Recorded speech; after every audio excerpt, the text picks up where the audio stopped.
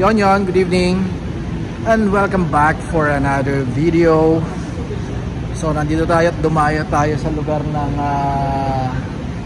City of Makati. Sa Yakal, Yakal tayo. So may installan lang tayo ngayon. Medyo 10 oras na ng gabi. Pero mag-i-install tayo ng Lodi. So konting walk around tayo dito sa 2022 na actually sir Conquest to. Base kaya sir, kinonvert lang ito para sa GRS, so GR Sports. Mukhang original naman lahat yung ginamit ni sir na parts para sa conversion. Malinis naman.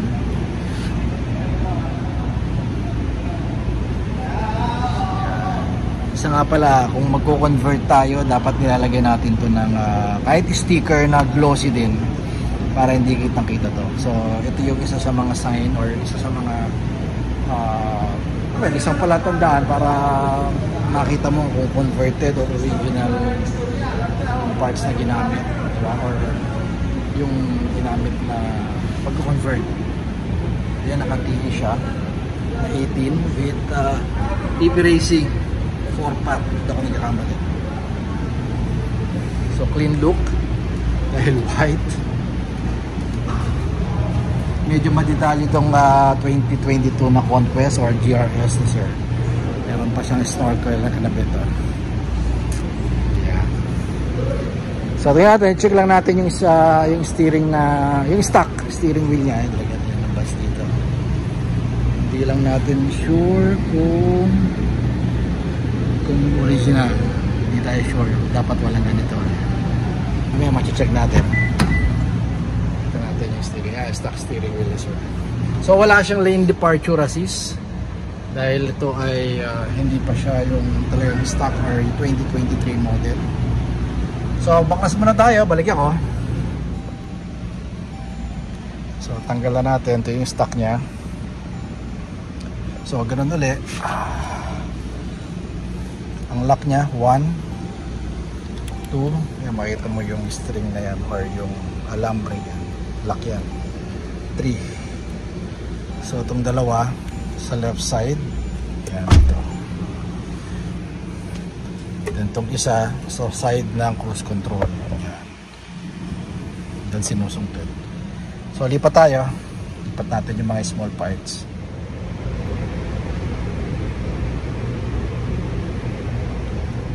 So nalipat na natin. So ito, hindi na nag-avail si sir nito. So maintain tayo dun sa stock nya.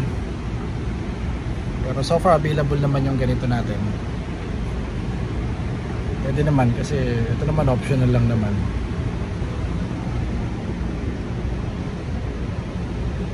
So kapit natin. So final video tayo. Once again, this is a 2022 na Conquest na converted into GR Sports na front and rear. Okay, so pakita natin muna yung steering wheel na kinakabit natin. Well, first unahin natin yung ating syempre yung size at laki. Size at laki, no? Standard pa din. Hindi ito lumaki, hindi ito lumiit. Okay, so isa sa mga sinasabit sa pinagmamalaki ng TRD parts, customize yung size niya, yung grip. Diba? Then yung mga design sa gilid, yan tayo lang ang meron yan. Yung perforated leather and Italian stitches na pinagmamalaki natin. Diba? So sa itsura nya, sa pagkakakabit natin dito sa auto, medyo naging monster at naging aggressive yung cockpit mo diba? Yung well, yung driving experience mo medyo kahit pa paano magkakaroon, masasabi mo na nag-upgrade ka ng manibela. Kasi malaki yung grip niya. Then syempre yung design, napaka-sporty ng design, di ba? May mga cut kasi sa gilid yan, di ba? Then syempre yung pagkaka-design din, yung isa pa yung GR logo natin. Yan. Hindi tayo redundant. Ang logo ng GR natin sa baba lang dahil yan ang design talaga ng GR.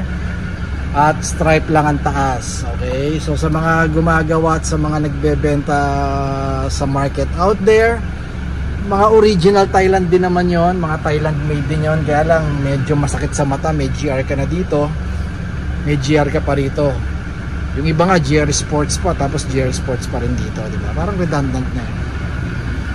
So ito, hindi ko masabing simple, hindi ko sinasabing minimalistic, napaka-aggressive ng design natin, lalo na sa isang Hilux na ganito ka monster, di ba?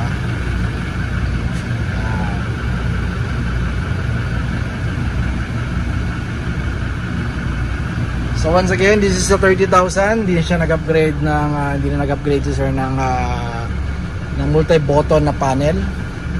Stock pa din yung ginamit natin. 30,000 for this. And well, kung pupunta kayo sa meron tayong installation fee dito na 1,000.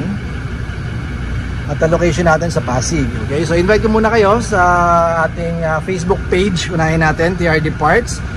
Please like our page, and also dun sa YouTube channel natin, TRD Parts din. Paki-subscribe sir, and hit na rin the notification bell para mano-notify kayo every time na meron tayong video na ginagawa na katulad po nito. So thank you kay Sir Adrian ng Makati. Okay, so pakita ko lang ulit sa inyo yung kanyang setup ng 2022 Hilux.